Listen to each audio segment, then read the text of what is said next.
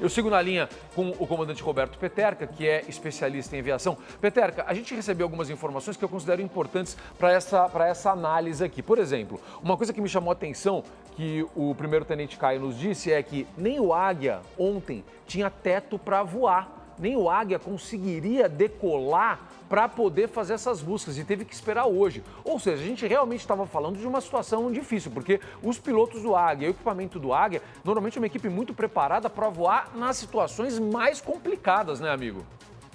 Sim, exatamente. Só que você não tem uma visibilidade à noite. Mesmo o Águia tendo algum equipamento infravermelho, torna-se difícil. Por isso que ele esperou o nascer do sol, que a visibilidade permite que você faça uma varredura sobre o terreno e identifique o que possa ter acontecido ou descobre alguma coisa estranha no meio da mata. Peterka, deixa eu lhe perguntar uma coisa. A equipe do Águia é incrível, né? Todo mundo sabe, quem me acompanha aqui, sabe que eu fui repórter aéreo muitos anos e tive o privilégio de voar com eles, de estar e de acompanhar esse trabalho da equipe do Águia. E como disse a Gabi, se não fosse o Águia, talvez essa aeronave nem fosse localizada se a gente não tivesse a expertise, a competência da equipe do Águia. Foi o Águia 14, foi a equipe do Águia 14 que localizou essa aeronave. Peterka, só para a gente entender, a gente, obviamente, agora tudo é especulação, e só ouvindo o piloto, só com a investigação do CENIPA que a gente vai saber. Como a gente teve, felizmente, esse piloto sobrevivendo, ele vai poder contar exatamente o que aconteceu e o depoimento dele vai ser a coisa mais importante para a gente entender o que foi esse acidente. Mas numa situação como essa, de tempo muito fechado, de impossibilidade de passar por essas barreiras que vocês, pilotos, encontram quando estamos voando, é assustador, eu sei, porque eu ao lado vi, não dá para passar. Parece uma parede, né, quando você vê um tempo fechado na frente. É algo realmente assustador.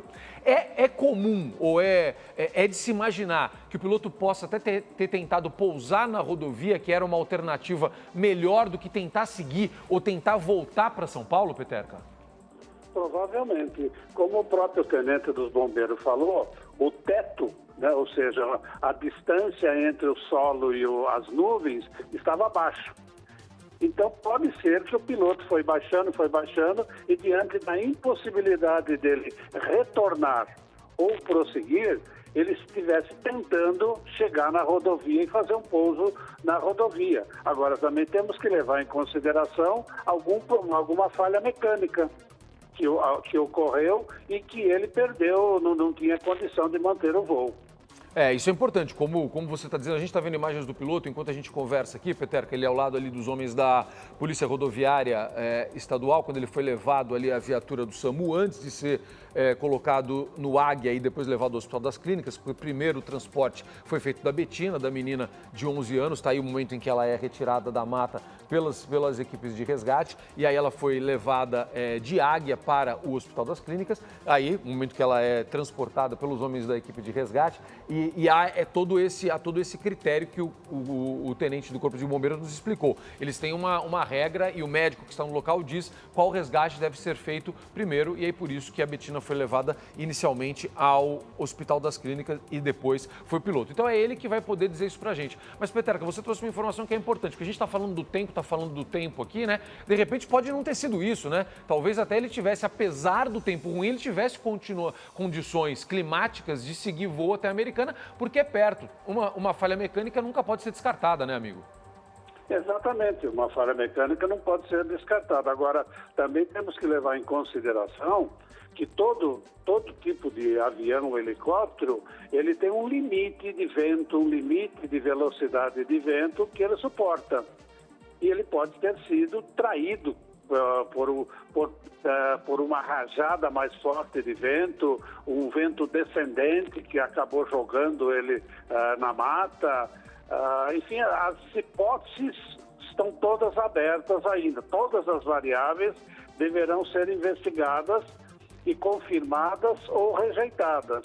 E temos que esclarecer também que o piloto não tem motivo nenhum para mentir.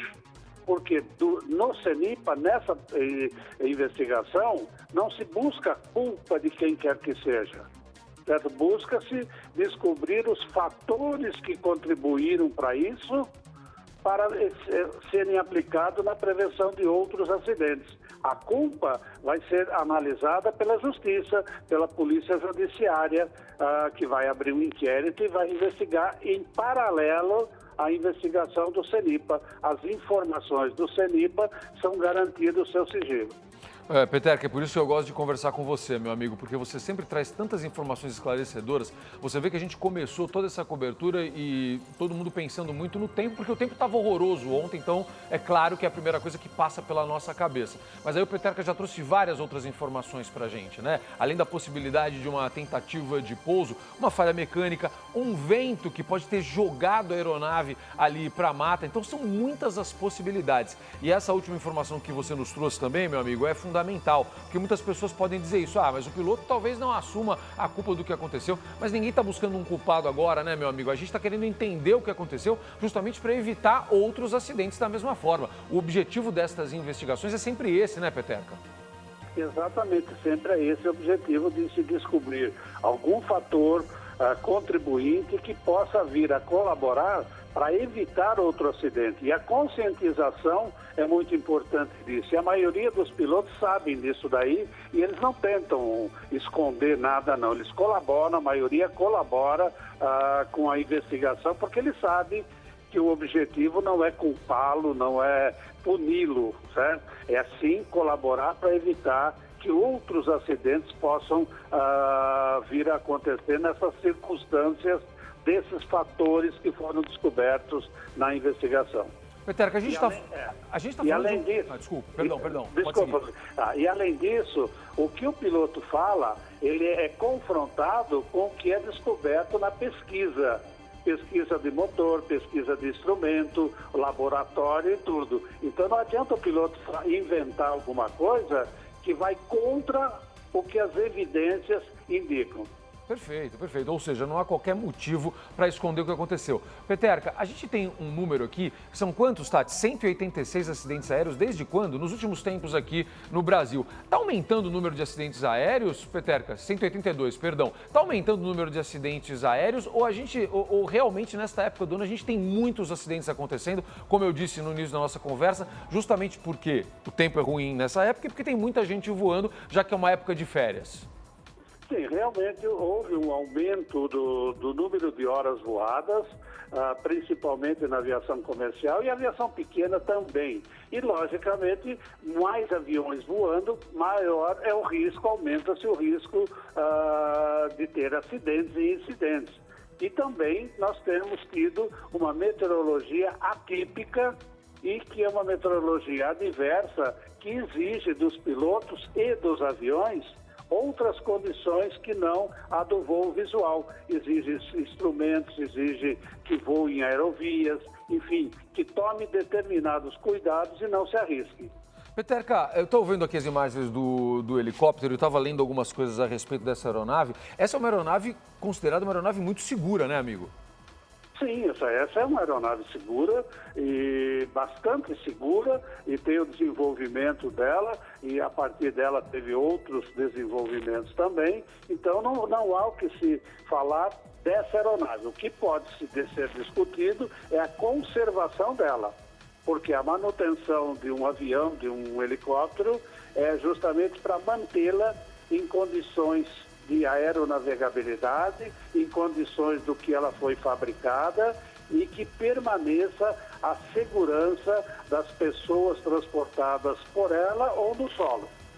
Perfeito. Eu estava lendo aqui, a fabricante dela é a Eurocopter, francesa, né? Que é uma fabricante muito respeitada, né, Peterka? Então a questão não é a segurança da aeronave como modelo, como marca, mas sim algo que pode ter acontecido especificamente com este equipamento que estava fazendo o voo, né, amigo? Exato, veja bem, eu acho que agora é a Airbus, não é mais a Eurocopter, é a Airbus que é o fabricante atual, certo? E ele é um helicóptero perfeitamente confiável para fazer dentro do que está previsto. Perfeito. E aí ele tem um manual que ele vai ser operado de acordo com o que está previsto no projeto. Isso não quer dizer que o projeto não será analisado também na investigação. Né?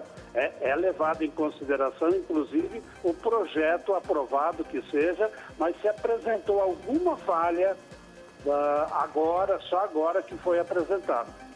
Eu entendi, perfeito. Então, esta aeronave hoje é feita pela Airbus. Exatamente. Entendi.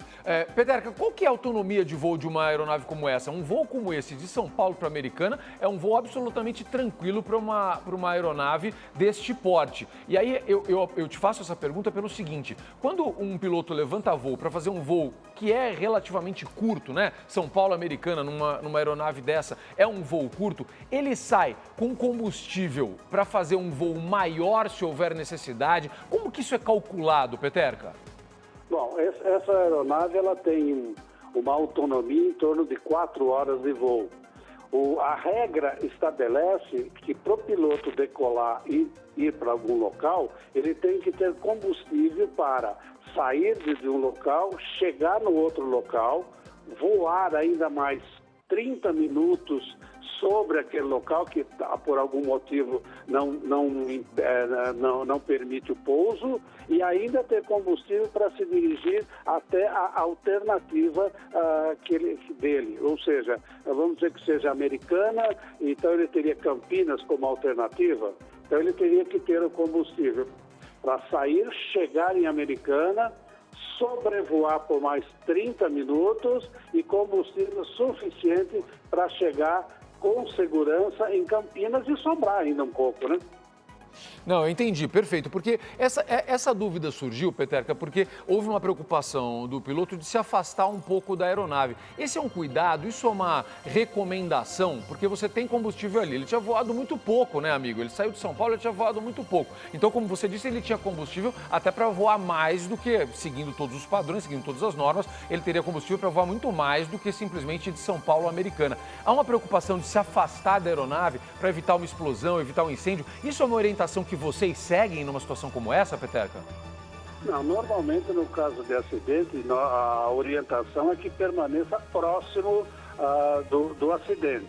Nesse caso, talvez o piloto quis proteger a menina, né? Talvez ele tenha notado que os pais já não estavam mais vivos e para não afetar a menina, ele tenha saído do local com a menina. Inclusive, a informação é que ele passou debaixo de um guarda-chuva e que ele deixou a menina apenas para procurar socorro, né? Foi isso aí. Então, no meu entender, ele estava querendo proteger a criança. De um trauma maior ainda do que ela já estava vivendo, né, Peterka? Já estava enfrentando um trauma enorme, né? Na véspera do aniversário dela, a informação que a gente tem é que ela completa 12 anos hoje e na véspera do aniversário ela já se envolve no acidente, perde o pai e a mãe e talvez ele tenha se afastado para evitar que ela ficasse próxima dos corpos, né? Faz sentido, amigo. Acho que faz sentido isso que você está nos trazendo aqui. Pode ser que tenha sido essa a preocupação dele. Peterka, naquela conversa com o primeiro-tenente do Corpo de Bombeiros, o Caio, ele disse que o último sinal que eles receberam foi próximo de uma pedreira, que teria sido o último sinal de GPS. E aí, por isso que as primeiras buscas por terra iam naquela direção, mas que o Águia não tinha condições de sobrevoar aquele local e, portanto, estava um pouco afastado daquilo. Então, mesmo com este último sinal que foi recebido, ainda não era possível localizar isso ontem. Precisava realmente de uma questão visual, precisava de um voo em que os homens do Águia conseguissem enxergar a aeronave no meio da mata, né, amigo? Pelo que eu entendi das entrevistas aí, eles receberam sinal não de GPS, receberam sinal de celular, de torre de celular que indicava que ele estava do outro lado da rodovia dos Bandeirantes. E noturno é aquilo que eu falei, você não tem visibilidade. Foi preciso clarear para ter visibilidade e o Águia voando, lógico que voando alto, você tem um campo de visão bem maior.